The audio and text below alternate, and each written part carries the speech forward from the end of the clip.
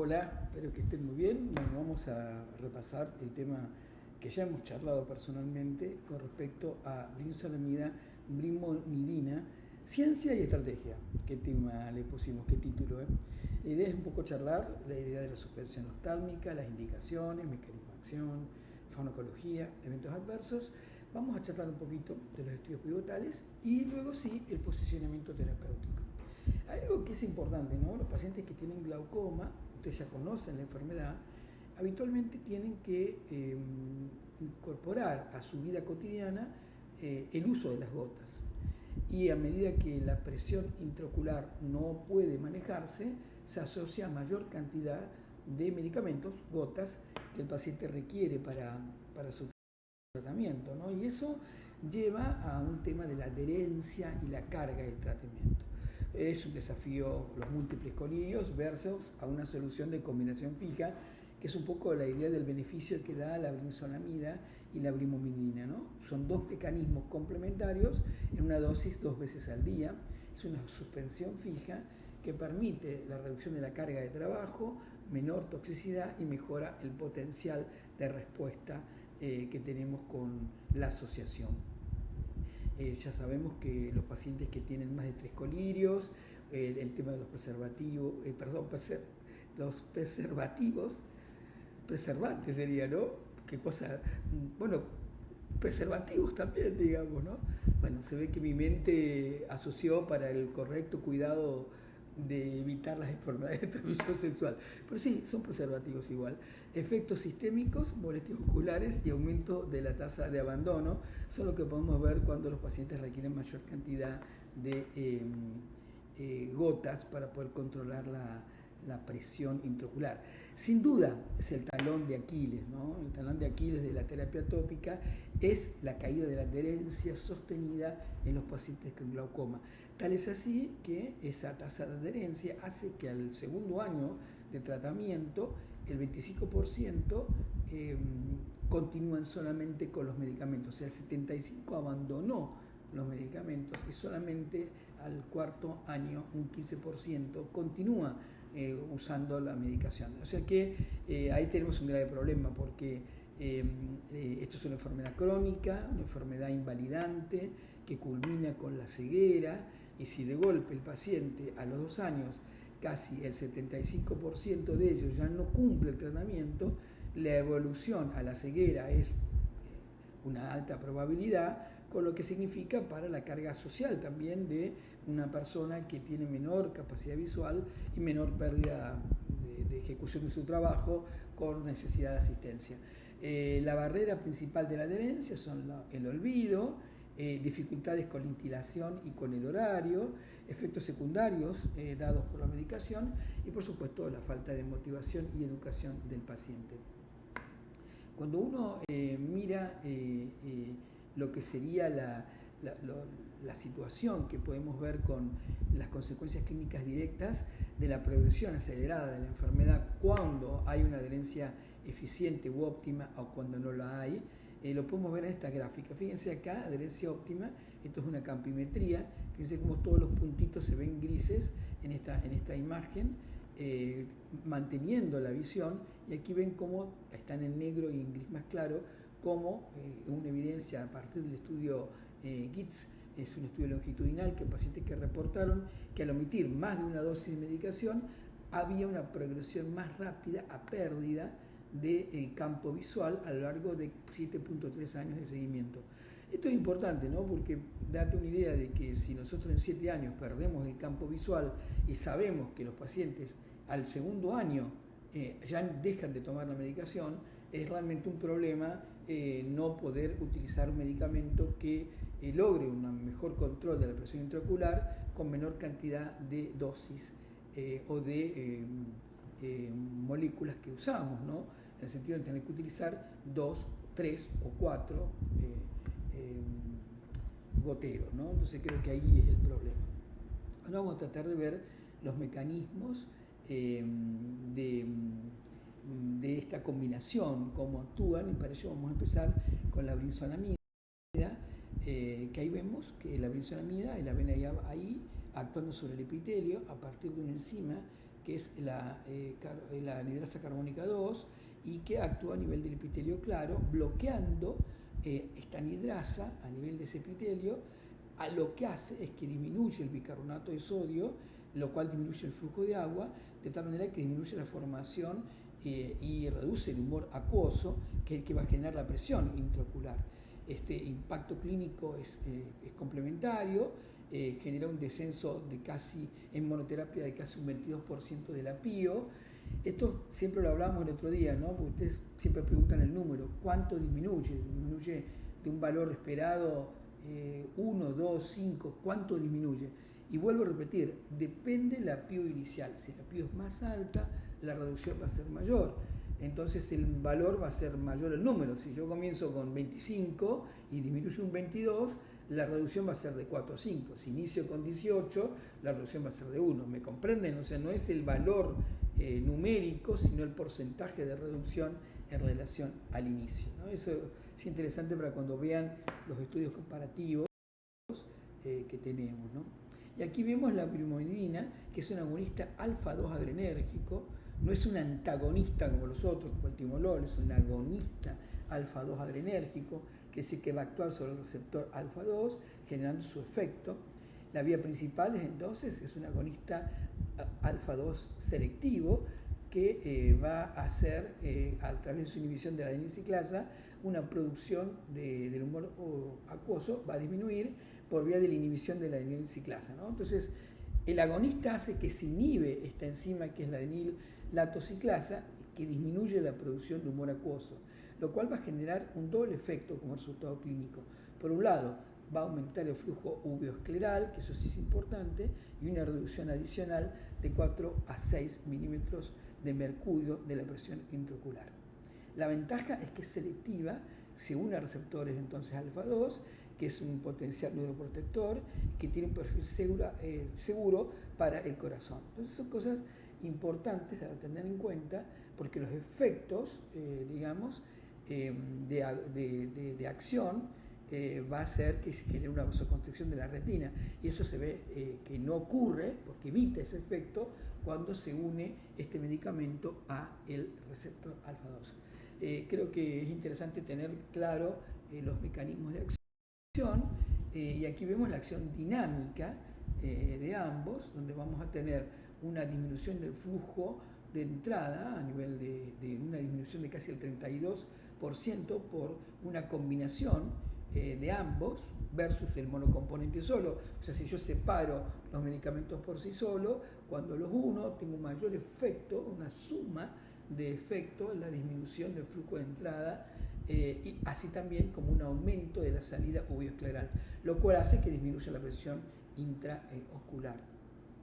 Hay modelos matemáticos que predicen esto, lo cual muestra que hay una sinergia en la farmacodinamia, con un descenso adicional de casi menos 2.1 milímetros de mercurio, dado por la suma de los dos medicamentos, que si estuvieran actuando en forma independiente.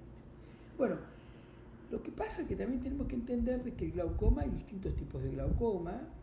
Aquí estamos siempre hablando de glaucoma de ángulo abierto, pero quiero decir que la gravedad del glaucoma está relacionada con la presión intraocular, y vamos a decir que hay glaucomas leves y glaucomas avanzados o que tienen daño severo. Entonces, lo que uno tiene que pensar acá, que el posicionamiento terapéutico de la brinzolamida y la brimonidina es que lograr el objetivo de PIO y el uso en casos resistentes. Tenemos esas dos indicaciones donde el medicamento tiene realmente un posicionamiento, ya que si el objetivo individual es reducir la PIO, en los glaucomas leves se logra una reducción de un 20 o 30% del valor de inicio, mientras que si es más avanzado se logra hasta llegar a un 40% de reducción. Esto es importante, recuérdense que estamos hablando de porcentaje de reducción y no del valor absoluto de reducción de la PIO. Vuelvo a insistir que ese valor está relacionado con el valor de inicio de tratamiento. A más alto el glaucoma, más alto la PIA, va a ser mayor la reducción que la brinzolamida y la brimonidina logran. Entonces, cuando la monoterapia es insuficiente y están contraindicados los beta bloqueantes, como puede ser el timolol, la indicación de suspensión fija con 2 instalaciones diarias es realmente un muy buen objetivo terapéutico que creo que lo tenemos que tener presentes. Hay una serie de contraindicaciones y precauciones leves. Vamos a empezar con las precauciones leves, tanto en diabetes como en córnea alterada, como en el glaucoma pseudofoliativo. En el embarazo cierto riesgo. Esto es precaución, no quiere decir que no se pueda usar en forma absoluta, sino que hay que tener presente que hay que ver si el paciente tiene alguna de estas patologías. Y sí, está contraindicado en la insuficiencia renal crónica grave, sobre todo por la anhidrasa carbónica, en el síndrome de Stevens-Johnson, previo a sulfonamida por un tema de alergia, en niños menores de 2 años y en la acidosis hiperclorémica, que también es una enfermedad de origen renal. Entonces, esa sería la contraindicación que quiero que tengan presente en forma absoluta. Ahora, cuando se hicieron los estudios pivotales, acá vamos a comentarlo en general. Estos tienen un nombre propio, que sí es interesante recordarlo. Tiene un nombre específico, CIE1, 10 y 101, pero no importa si lo tienen en el material promocional, sí, pero si no, no hay problema. Pero la idea es que mostrar lo que se logró. Y fíjense que el grupo de tratamiento era de 3. Por un lado, timolol, lo compararon con timolol, lo compararon con brisolamida, brimominidina por separado, y luego con brisolamina al 1% y brimonidina al 0.2%, previo un lavado. Todos tenían una PIO arriba de 22, y sí fue un multicéntrico, son varios países, y un doble ciego. Y se tomaron una serie de mediciones a las 8, 12 y 16 semanas, logrando un cambio objetivo y con muy buena seguridad en el transcurso de las semanas tratadas, y una reducción de la PIO adecuada. De la PIO, ¿no? Fíjense, el valor de inicio era 22 y logran menos de 18, y la combinación logra una tasa de respuesta superior al 78%. Siempre se lo compara con timolol, porque timolol es uno de los medicamentos que es más económico y que es uno de los primeros que se ha usado para el tratamiento del glaucoma, y pasa a ser como una terapia de oro. Entonces siempre se lo compara, y ahí se ve claramente que no es inferior al timolol. Si fuera inferior al timolol, medio que no se podría utilizar, ¿no? Eso es importante tenerlo presente. Bueno, cuando hablamos de este estudio, que es el estudio de pivotal, se mostró que tenían menor, inclusive, efecto adverso que las monoterapias por separado, con muy buenos parámetros de seguridad y con muy buenas respuestas de tasa de abandono, menos del 7%, y eso es importante. Los síntomas más comunes eran el mal sabor de la boca, disgeusia, visión borrosa transitoria, y se veía hiperemia en un 4%. Van a encontrar que hay diferentes valores, algunos es el 7%, eso es el 4%, todo depende, como les expliqué la otra vez, el número de casos tratados y el desvío estándar que se toma en cuenta para el estudio. Pero no significa esto una diferencia. La diferencia sería 44, ¿no? Ahí sí sería una diferencia, ¿no? Cuando decimos 4-6, está dentro de un desvío habitual. Esto lo comento por la pregunta del otro día. Bueno, lo interesante de todo esto, que también se analizó en subgrupos, se lo vio, por ejemplo, cuando tenían una hipertensión intraocular severa, mayor de 26 milímetros de mercurio. Habíamos dicho que la otra prueba era de 22, y se logró una reducción adicional del 3 por milímetros de mercurio más. Entonces recuerden que siempre hemos dicho eso, ¿no? Este medicamento actúa mejor cuando más alta es la PRIA, por eso que se lo indica en el glaucoma grave, ¿no? Es un posicionamiento terapéutico interesante ese punto. Y bueno, también que en el caso de las cirugías de cataratas tenía una eficacia mantenida en la pseudofaquia y una respuesta ligeramente superior en afroamericanos. No hubo interacción significativa con el uso previo de prostaglandina, ni diferencias de sexos, ni con la edad, que eso también es importante porque no varía con esos parámetros previos. Quiere decir que se mantiene en forma consistente en los distintos subgrupos, y lo cual refuerza la robustez de estos resultados a nivel de la población general. Los pacientes con presión intraocular elevada, la combinación, como le hemos dicho, logró una muy buena reducción, que creo que eso me parece interesante que lo tengan claro, ¿no?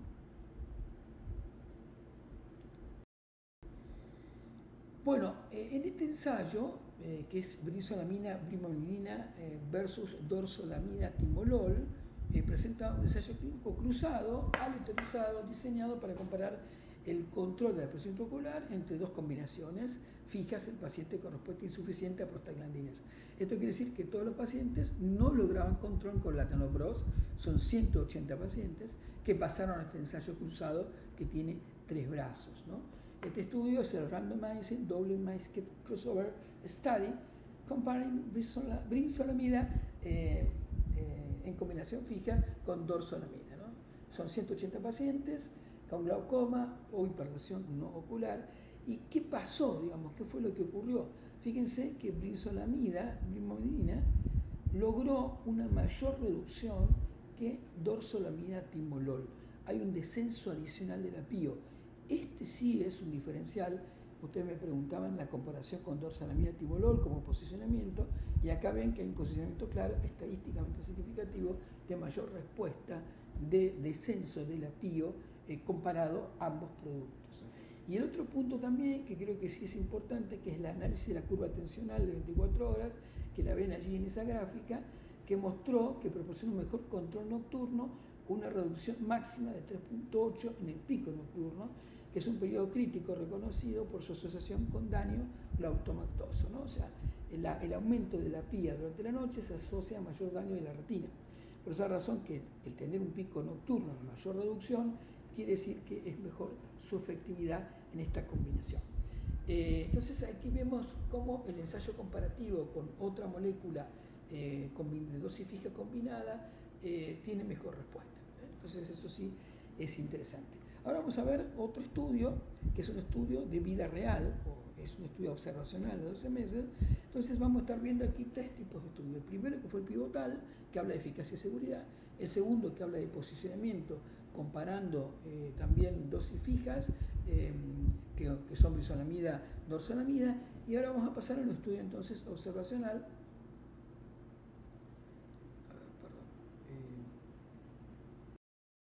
donde lo que se evalúa acá es la adherencia terapéutica y la calidad de vida y costes directos, relación a menor visitas de ajuste y menor uso de otros medicamentos. Y bueno, lógicamente muestra que la adherencia terapéutica es mayor cuando se utiliza una combinación fija y con mejor punto de vista de calidad de vida, diciendo que mejoraba en la visión nocturna y que tenían menor deslumbramiento por la luz, que es una cosa que ocurre cuando tenés glaucoma, ¿no? Entonces creo que es interesante también este tema de la vida real. Un dato de farmacovigilancia que a veces es importante tener presente, y esto quiero que quede claro, sobre todo cuando se habla de este síndrome, que es la necrólisis epidérmica tóxica o síndrome de Stevens-Johnson, menos de 1 cada 100.000 casos, es realmente muy, muy baja. La mayoría son leves y moderados, graves solamente el 3%. Bueno, esto es un ensayo que se hizo, y cuando uno mira cuáles son los más frecuentes, lo hemos ya charlado, la disgeusia, que es interesante para explicarle al médico que se puede evitar, que es cuando se coloca la gota, ocluir el conducto lagrimal para que no ingrese a la lágrima y de esa manera no pase el conducto nasoglagrimal que comunica con la boca, así no se siente el mal gusto. Esto es muy fácil de hacer, pero también involucra algo más que la persona tiene que hacer. Tiene que colocarse las gotas, en el caso de que sea en los dos ojos del glaucoma, en los dos, colocarse una gota, después la otra. Tiene un proceso que los pacientes tienden a olvidarlo, y eso da este problema de que no ocluyen correctamente el paso nasolagrimal y lo presentan con este sabor en la boca. La visión borrosa dura menos de 30 segundos, pero ocurre, por lo tanto no se aconseja instilar 5 minutos antes de conducir, es muy bien tolerado y no requiere suspensión habitualmente. Hay unos puntos claves de la farmacología y la seguridad, que está bueno recordarlo. Repetimos que como tienen grasa carbónica, a evitar el riesgo de acidosis metabólica adictiva si se da un inhibidor oral, cuidado con la insuficiencia renal, monitorizar la enfermedad renal, ver todos los medicamentos que interactúan en el citocromo 3A4, hay medicamentos que actúan ahí a nivel del hígado, por lo tanto eso hay que verlo, no hay una interacción clínicamente relevante, pero tener presente, y no hay demasiados efectos sistémicos que se hayan visto tanto en frecuencia cardíaca como en presión arterial por el uso de este medicamento. Bueno, cuando vemos el posicionamiento terapéutico y la estrategia, tras prostaglandina no controlada y en comparación frente a alternativas, recuérdense que esto se indica cuando no logré controlarlo con prostaglandinas. El objetivo es que tener menos de 20 o 30, pacientes menores de 70 años que no tienen contraindicaciones, ahí se agrega nuestro producto, brinzolamida brimonidina, que es una combinación. Y si no hay otras alternativas o cirugía, la ventaja versus adorso es que tiene menos efecto sistémico, menor perfil lipídico, y bueno, y en algunos países menor coste por milímetro de mercurio ganado, de control de la presión intraocular. Así que creo que esas cosas son interesantes para verlo. Sería interesante tal vez, Susana, Pepe, ver los costos comparativos, ¿no?, de reducción de milímetros de mercurio comparado con los otros costos, ¿no? Puede ser interesante eso. Bueno, cuando vemos entonces las comparaciones, esto está sacado de la teoría. Yo no sé si tenemos esta combinación aquí en Perú, netardocil latanoprost como fijo, brinzolamida brimonidina y timbolol dorso, que sí está. Si lo tienen me confirman, no lo sé. Lo que sí vemos que hay un balance eficacia-tolerabilidad óptimo, aminoeficacia comparable en el manejo del apio sin el ojo rojo, y es preferible en pacientes que no tienen enfermedad, para prevenir la enfermedad cardiovascular, digamos, ¿no?, que pueden utilizarse. Creo que así es interesante tenerlo presente. Como pueden ver, los otros tienen precaución en paciente cardiovascular, este no, lo podemos usar. Ahí creo que quedó mal escrito, creo que, no sé si se entiende, ¿no? Brinzolamida se puede dar en pacientes que tienen enfermedad cardiovascular, mientras que timolol no, tiene precaución. Por ahí no quedó claro. Prefiero en ojos con enfermedad, no sin, ¿no? Ahí está, hay un error en el tipeo. Bueno, queda claro entonces la ventaja comparativa con timolol y contra netardocil latanoprost. Hay mayor descenso de apio y tiene hiperemia ocular, y esas son grandemente la diferencia. Ahora vamos a compararlo, los medicamentos, tanto timolol como dorzolamida, con nuestra forma farmacéutica. Fíjense que nosotros tenemos suspensión, por eso hay que agitarla. Las partículas son sólidas y finamente dispersas. Hay que homogeneizar la dosis con el movimiento, pero esto genera algo importante, genera que sea la absorción ocular más lenta y progresiva, tiene menor pico, hay un efecto sostenido, genera entonces un efecto prolongado, efecto tipo depósito, mejora el perfil general posible y disminuye la visión borrosa transitoria, aunque ocurre, y tiene bajo impacto sistémico y mantiene un control más estable del apio. Son las cosas que es interesante comentar de por qué esta formulación es con suspensión y no como una solución oftálmica. Si vemos entonces la estrategia terapéutica y la meta de presión intraocular, la indicación meta es cuando hay daño perimétrico o hay pérdida del 25% del campo consciente, y la meta es reducir un 40% el apio, ¿no?, lo ideal, ¿no?, porque estamos diciendo que estamos comenzando con un daño del campo importante, ya hay daño, entonces decimos que es un glaucoma entre moderado a severo, porque ya hay un daño del campo. Por eso es que se conviene una dosis fija más prostaglandina, y no tiene efecto beta bloqueador, no es timolol, por lo cual evita los efectos cardiopulmonares y logra entonces un descenso medio de casi el 38%, que es lo que buscamos, ¿no? Ese descenso de 1 milímetro adicional disminuye los riesgos en un 10%. El descenso del apio mayor que nos da la combinación fija. Bueno, hay casos especiales, hay un caso particular de hipertensión ocular pediátrica que se llama síndrome de Sturger-Weber. Son pacientes que tienen más de 6 años, que tienen este síndrome con hipertensión ocular, tienen enfermedad renal, están contraindicados los beta-bloqueantes, y hay una alternativa terapéutica para la brinzolamida. Acá hay un estudio que mostró que en 22 pacientes se logró un descenso de casi 6 milímetros de mercurio y no hubo acidosis, pero sí se requiere un protocolo y manejo de seguimiento con consentimiento informado y un seguimiento de la enfermedad renal con clearance, función renal cada 3 meses. Lo comento porque es una indicación que, como pueden ver, se requiere consentimiento, está dentro de lo que sería fuera del AVE a medias, digamos, porque supone que no podemos usarlo con la enfermedad renal, pero acá estamos mostrando que se puede usar. Por eso es que quería comentarlo, porque este tema de la contraindicación de la enfermedad renal es una cuestión de seguimiento, se coloca no hacerlo para evitar que no se siga los pacientes, pero si se lo sigue y no altera la tasa glomerular, se lo puede utilizar. Como recordatorio de cómo se administra, se agita, se intila la gota, se ocluye el lagrimal durante 2 minutos y se mantiene el ojo cerrado en 1 minuto y espaciar 5 minutos con otros colirios, ¿no? Fíjense que acá tenemos casi 5 minutos para la aplicación, 5 minutos para de espaciado, y si van a utilizar por ejemplo una prostaglandinas, tenemos otro procedimiento, así que el paciente tarda con cada ojo casi 20 minutos, ¿no? Por eso es que el paciente se cansa, ¿no?, de tener un tercero. Esa es la ventaja de utilizar una combinación fija. Sí, sería bueno revisar la técnica, ¿no? Por ejemplo, si el médico puede hacerlo o si tiene una enfermera que lo asista para mejorar la tasa de adherencia, para cumplir correctamente estas fases de colocación. Si vemos una guía clínica o un algoritmo, uno puede comenzar con brinzolamida, brivamidina, hacer un control de la PIO a las 2 semanas. Si se redujo a más del 15%, valorar añadir, y si no, hay que revisar cada 13 meses, ver cómo está la pequimetría, el campo visual y cómo está el cristalino, cada 6 y 12 meses, y bueno, iría a cirugía en el caso que la PIO no se mantenga por debajo de 14.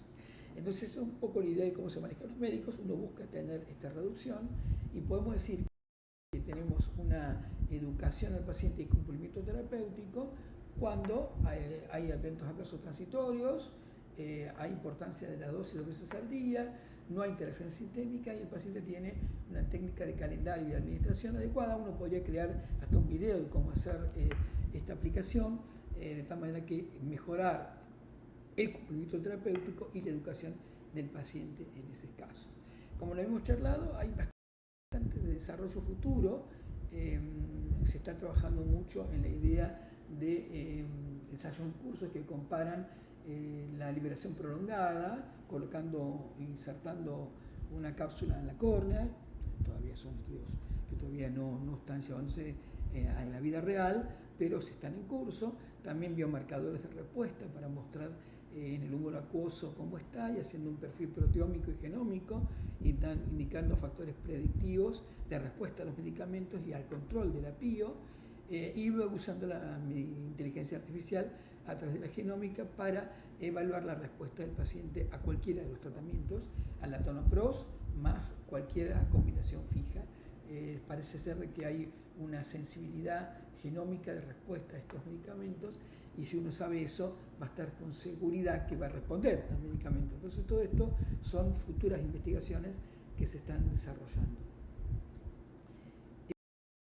Si vamos entonces claramente al posicionamiento estratégico, por un lado, hay una suspensión oftálmica que tiene un perfil de eficacia, seguridad y adherencia adecuado, reduce casi 3 milímetros de mercurio la presión intraocular, da un aporte adicional de reducción, la sumatoria. Primera línea siempre están las prostaglandinas, y en segunda línea está la brinzolamida o brivamidina, y está en primer lugar o en primera línea cuando está contraindicado el timolol o beta bloqueantes. Ahí se pasa a primera línea, ¿no?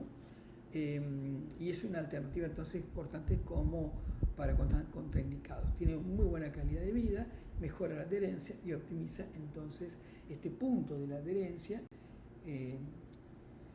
Esto es un poco repasar lo que dice la guía española de la Sociedad Europea, la Sociedad Europea de Glaucoma, con respecto a la importancia de la adherencia al tratamiento y de que por qué la administración de más frascos tiene una pérdida de la adherencia del paciente. Entonces, esto más que todo para que recuerden que las guías clínicas, hablamos de posicionamiento, decimos guías clínicas, lo ponen en este lugar al medicamento justamente por eso.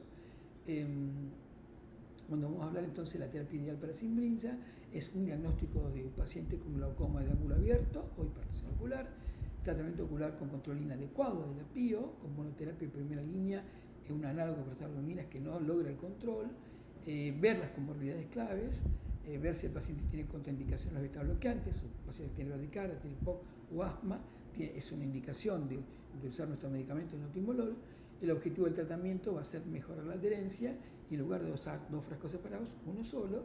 Y por supuesto, la necesidad clínica es la reducción del apio y este medicamento tiene una reducción adicional. Por lo tanto, Simbrinza tiene un resumen de perfil clínico y un lugar en la terapéutica donde ha demostrado la no inferioridad, una reducción media del apio que va de menos 7.2 a 7.9 cuando partimos de una PIO muy alta, por eso es que tiene una muy buena indicación en el glaucoma moderado severo, tiene un perfil de seguridad similar a sus componentes por separado, simplifica el régimen porque se utiliza una sola administración, mejora entonces la adherencia al utilizar menos múltiples frascos y sin duda es una opción de combinación de segunda línea valiosa y es la única dentro de las que son de dosis única que no tiene beta bloqueantes, por lo cual es ideal para los pacientes que tienen esa contraindicación. Bueno, 30 minutos hemos compartido, espero que les haya servido, que lo puedan ver y espero sus comentarios en el chat. Que tengan buena semana.